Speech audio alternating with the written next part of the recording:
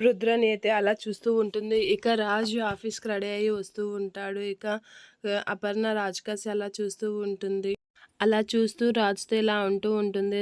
ఏదైనా మన చేతుల్లో లేదు. అన్నీ ఆ దేవుడే చూసుకుంటాడు. అంతా దేవుడి నిర్ణయం మీద జరుగుతుంది అనేతో అంటూ ఉంటుంది. ఇక రాజు ఆఫీస్‌కి రెడీ అయ్యి వచ్చిన రాజుతో ఇలా అంటుంది బామ్మ, మన కంపెనీ 100 ఏళ్లుగా మంచి పేరులో ఉంది. ఇక నీ చేతిలోకొచ్చాక ఆ పేర్లు ఇంకా ఎక్కువయింది.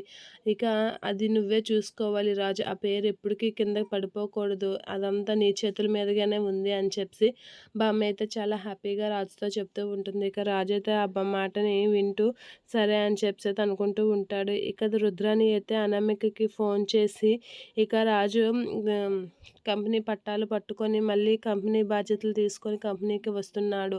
మళ్ళీ చాలా కష్టం వాడిగానే కంపెనీకి వస్తే అనేది అంటూ ఉంటుంది. ఆ మాటలకి అనామిక అయితే రాణి ఆంటీ అదే అలా రావడమే కావాలి. కావ్య స్వరాజ్ కంపెనీ రాజు భార్య అని చెప్పి మంచి అస్త్రం వాడుతున్నాను. ఆ అస్త్రం బాగానే పనిచేస్తుంది.